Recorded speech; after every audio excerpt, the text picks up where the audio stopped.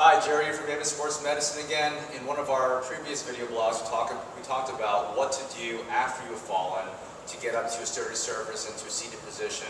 Well, today what we're going to do is talk about 4 exercises that you can do in order to help you get the muscles of strength in order to help yourself get up from a standing position after you've fallen.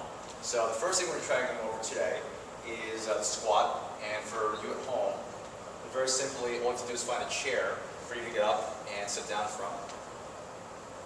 And Peter's going to demonstrate how we do that. So the first thing you do is keep your arms in front of you for balance if you need to, and slowly sit down. The key here is really making sure that you emphasize how you sit down. So it's not about plopping to the seat, it's about controlled motion up and down. As you're doing this, you should feel the weight on the back of your heels or on the bottom of your heels. And as far as the exertion or the muscles work, you should feel most in your quads for this particular exercise. And we'll do this, say, 3 sets of 10 times, just for you to start getting the hang of things and for the muscles to start developing. And in case you've ever wondered, well, people ask me, well, I'm 7 years old, I'm 8 years old, and I don't think I'm able to get the strength that I need, or I'm too old to be able to exercise, and that's totally not true.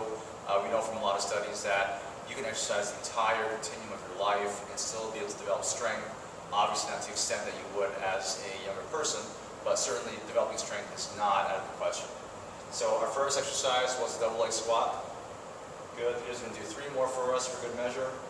2 and 3. And now that these are warmed up, we're going to go to our next exercise, which is the single limb lunge. And you can use the back of a chair or something sturdy for support, or even a wall. And you'll take a wide stance. Good. And as Peter comes out, if you notice, he's slightly tilted forward. His belly button is actually pulled in to help give some support to the pelvis and to the abdominal area. And he's emphasizing all the weight to be on that front leg. Now, why is that important? Because, if you recall from our last video, in order for you to get from here to this position, requires you to put all of your weight on one side. And so again, we're just trying to practice that maneuver so that in case you do fall, you have the experience and also the know-how as far as how to get up and use those muscles appropriately. And again, trying this for say 2 or 3 sets for 10 repetitions would be something that we recommend. Good. Okay, so once you've done that, we're going to actually go to another exercise where you need to arm strength, right? So to go from this position and enter into weight shift here, you need arm strength not only in your chest but also in your triceps. So a very simple, easy exercise you can do, especially if you have difficulty with push-ups, is a wall push-up. And Peter's going to demonstrate that for us. You want to lean away from the wall a bit for this. And as if you were doing a push-up on the ground, you're actually going to do the same thing on the wall. And again, our goal is to strengthen the muscles at the back of the arm, which are your push muscles, as well as the chest muscles, which also help to push you from position, like so, into standing. 3 more reps.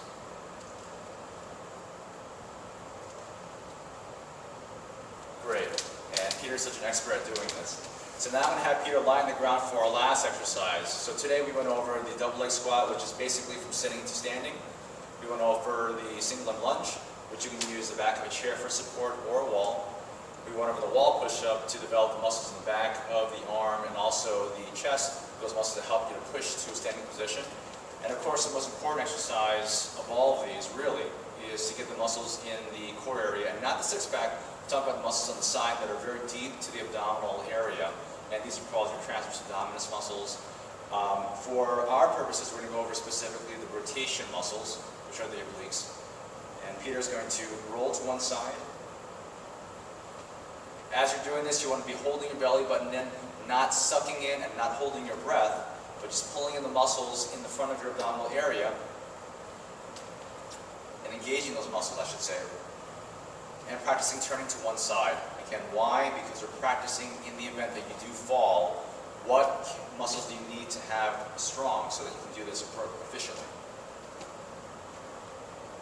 Great, one more time.